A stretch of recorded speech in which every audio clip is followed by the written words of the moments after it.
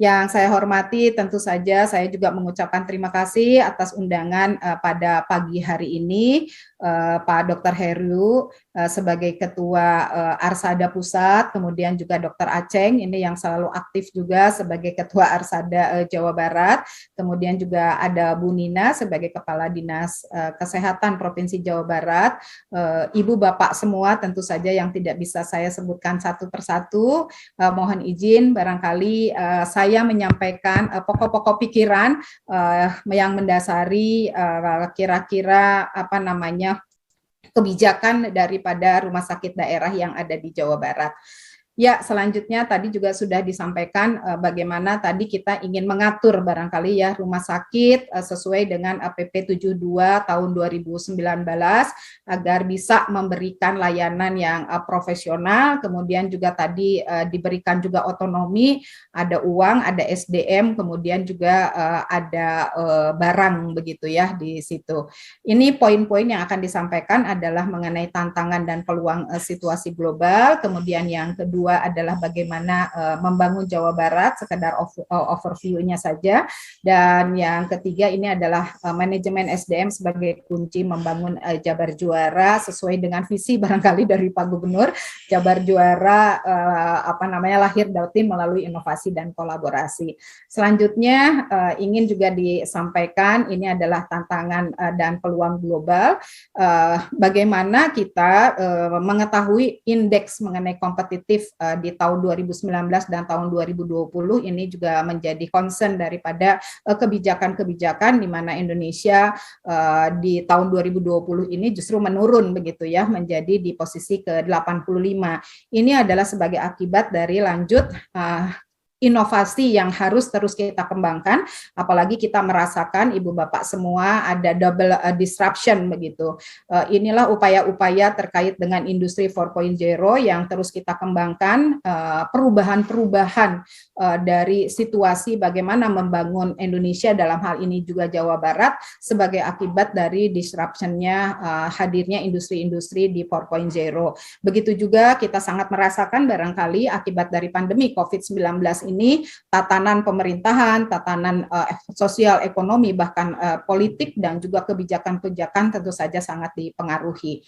Selanjutnya adalah ini hal-hal yang menjadi juga hambatan-hambatan terkait bagaimana rumah sakit ini ingin dikembangkan. Di satu sisi juga kita punya peluang-peluang untuk adanya investasi-investasi walaupun memang tidak langsung, tetapi pasti membangun rumah sakit adalah bukan tugas dari kepala dinas kesehatan ataupun juga direktur rumah sakit, tetapi mungkin ini adalah bagaimana concern dan political will dari masing-masing kepala daerah dalam hal ini. Dan memang kami punya pelajaran yang luar biasa akibat COVID ini, kami bisa memangkas barangkali birokrasi sehingga juga bantuan-bantuan dari negara-negara tetangga bahkan juga kerjasama dengan Amerika, dengan negara-negara di Eropa untuk bisa mengembangkan sistem-sistem layanan bagi rumah sakit ini ternyata bisa dilakukan begitu. Jadi salah satunya yang menjadi penghambat itu ya, walaupun ada nomor 16 itu adalah kesehatan masyarakat yang buruk, tetapi poinnya adalah culture daripada corruption ini yang harus kita kikis habis begitu. Selanjutnya Ibu dan Bapak, beberapa indeks terkait dengan pelayanan yang tadi juga akibat dari situasi yang ada mempengaruhi ekosistem terkait dengan pelayanan publik yang ada di Indonesia. Kalau kita lihat dari secara keseluruhan kita di posisi ke-95 dari 176 negara, tetapi kalau dibanding dengan negara-negara ASEAN ternyata kita juga tidak lebih bagus dari Vietnam begitu. Jadi kita hanya lebih bagus dari Filipina, Laos, Kamboja dan Myanmar. Mudah-mudahan ini juga menjadi salah satu concern kita tadi bagaimana PP 72 tahun 2019 adalah juga menjadi energi bagi kita semua memberikan pelayanan yang terbaik. Selanjutnya Ibu Bapak, ini adalah upaya-upaya yang harus kita lakukan bagaimana pelayanan publik dapat dilakukan secara profesional. Jadi performan yang kinerja ataupun cara kerja atau metode yang awalnya adalah di sebelumnya itu adalah manual, tentu harus berpindah menjadi digital dan sebagainya. Dan digital sistem ini juga menjadi concern dari Pak Menteri Kesehatan dengan Indonesia Health Services, di mana platform ini sedang dibangun. Mudah-mudahan tahun ini juga bisa diimplementasikan sedikit-sedikit begitu ya, karena memang membangun Indonesia Health Services ini platformnya tentu memerlukan proses-proses begitu. Kemudian juga bagaimana perform kita tidak costly, artinya efisien. Kemudian pemerintahan juga menjadi pemerintahan yang terbuka begitu, dan partisipasi dari masyarakat juga berperan secara aktif. Kemudian juga pelayanan-pelayanan bisa dipercepat, tepat, dan tentu saja menjadi mudah begitu. Dan bagaimana juga pemerintah dari upaya-upaya mengikis korupsi itu, kita punya desain-desain yang secara transparan, dan tentu saja ini juga memerlukan hal-hal yang sangat berhubungan dengan sistem digital. Selanjutnya ingin juga disampaikan, ini adalah overview mengenai Jawa Barat. Tadi ada 5 misi, ya, bagaimana kita seimbang begitu membangun pembangunan lahir dan batin dengan inovasi dan kolaborasi. Kita mengurangi kompetisi, tetapi kita memperluas, memperdalam terkait kolaborasi-kolaborasi, tentu saja dengan inovasi-inovasi yang tentu akan dihadirkan. Tadi bagaimana kita juga bisa menjadikan PP 72 ini menjadi bagian daripada outcome kita. Bagaimana kita juga melahirkan manusia yang berbudaya, melahirkan manusia yang berkualitas, bahagia, produktif melalui peningkatan pelayanan publik yang inovatif. Selanjutnya, ini adalah sebetulnya transformasi, mungkin Bapak dan Ibu ya, ada transformasi birokrasi, karena kalau kita memang tidak bertransformasi, kita tidak berubah, tentu ini juga akan terdisrupsi dengan sendirinya. Jadi ini juga bagian barangkali dari semangat juang kita ya. Kalau memang secara teknis, secara layanan tadi ada PP 72, kemudian juga sebetulnya daerah bisa membentuk badan layanan usaha daerah ya dengan pedoman teknis dari Permendagri 79 2018. Ini adalah kebijakan-kebijakan yang sudah ada, tetapi posisinya barangkali tidak sekedar ada fleksibilitas begitu, tetapi bagaimana dapat melakukan percepatan pelayanan, efisiensi juga pelayanan, dan yang pasti juga adalah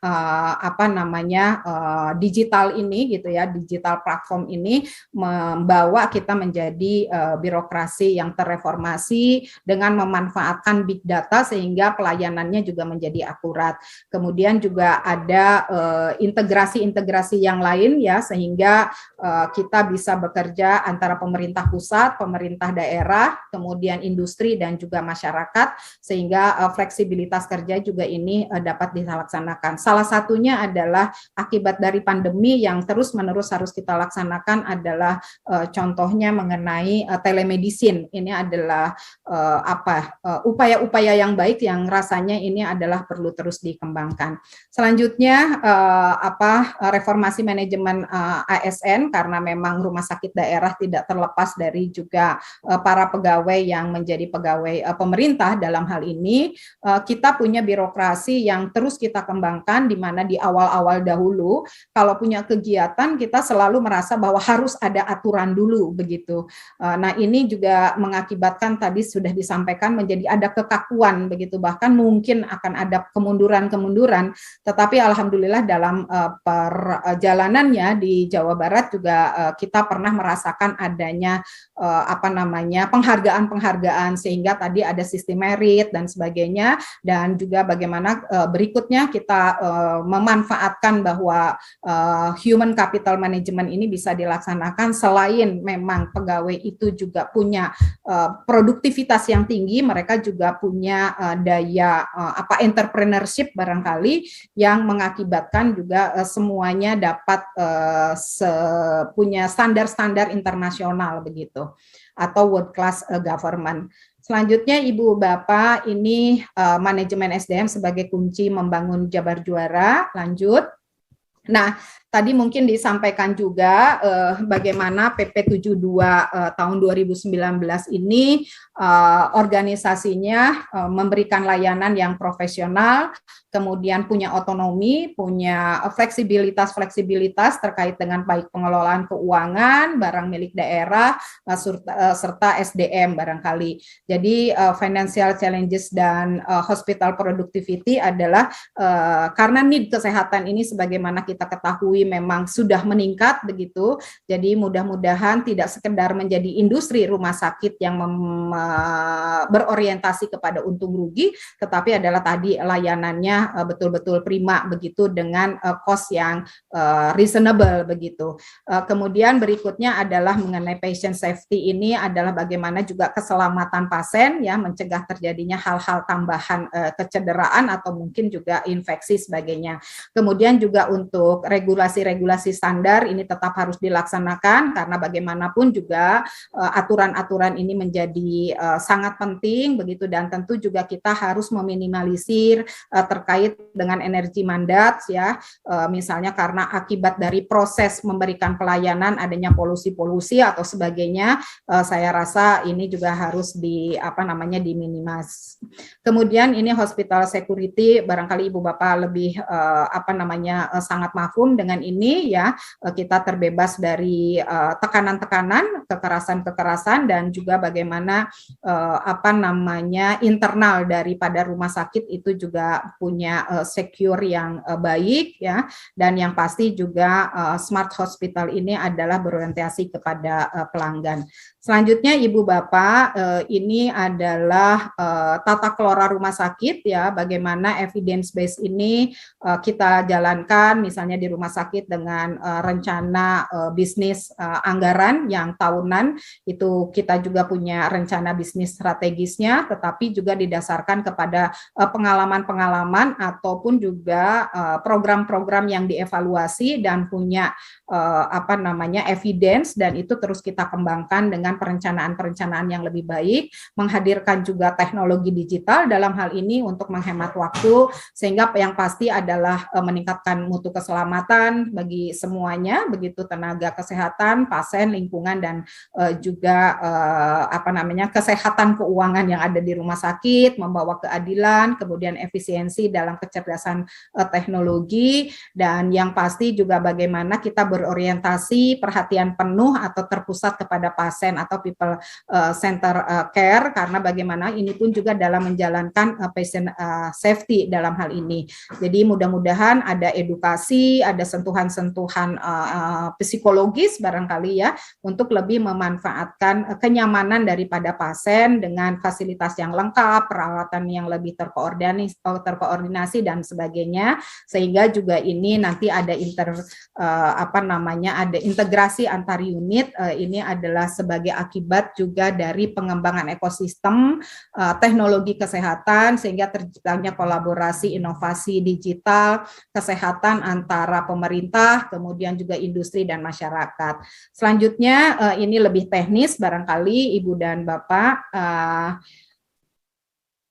Keinginan kita mungkin ya, future hospital itu adalah sebetulnya harus seperti apa? Saya sama sekali ini memang sangat berhubungan dengan digitalize, kemudian juga diagnosa yang memadai serta juga modern, memanfaatkan big data, kemudian juga IT sistem yang membantu konsultasi, bagaimana juga pasien pada saat pertama masuk sudah diberikan kejelasan-kejelasan begitu ya, tidak diberikan keombang-ambingan karena masalah misalnya asuransi dan sebagainya begitu. Kemudian surgery juga ada high tech, kemudian juga ada kenyamanan dalam layanan di kamar begitu ya. Kemudian yang lainnya adalah preventif dan rehabilitasinya itu ada di satu tempat. Bapak dan Ibu, yang terakhir ini adalah lanjut. Nah, ini sebetulnya rumah sakit pusat pelayanan itu bisa bertahap ya, bisa sebagai pusat rujukan, rumah sakit pendidikan ataupun rumah sakit rujukan dan pendidikan, ataupun juga rumah sakit internasional di mana asuransi misalnya rumah sakit kita menjadi bagian dari list asuransi secara internasional yang bisa diterima. Jadi artinya memang layanan kita rumah sakit sudah menjadi kelasnya sudah world class barangkali seperti itu. Yaitu yang kita harapkan. Selanjutnya. Ya, tadi ini dasar hukum lewat saja karena saya rasa Ibu Bapak juga sudah sangat paham dengan ini. Badan layanan umum ada fleksibilitas, tapi kan yang penting adalah praktek bisnis yang sehatnya dapat dilaksanakan sehingga memberikan pelayanan yang bermutu, berkesinambungan dan berdaya saing. Selanjutnya, cepat saja ini jenis-jenis klasifikasi di rumah sakit. Berikutnya ini adalah UPTD, RSUD milik Jawa Barat, ini ada 6. Kemudian Bapak dan Ibu dalam rangka mendukung, baik itu investasi seperti tadi disampaikan, begitu bagaimana layanan ini juga dapat terus ditingkatkan, memerlukan investasi-investasi di mana juga anggaran APBD itu masuk di masing-masing rumah sakit. Ini hanya sekedar informasi, barangkali ada beberapa lanjut saja, yang dibandingkan 2020 itu ada yang menurun gitu ya. Contohnya misalnya Pamengpeuk 2020-nya 126 menjadi 115 M, kemudian juga Rumah Sakit Kesehatan Kerja dari 128 menjadi 48 begitu ya.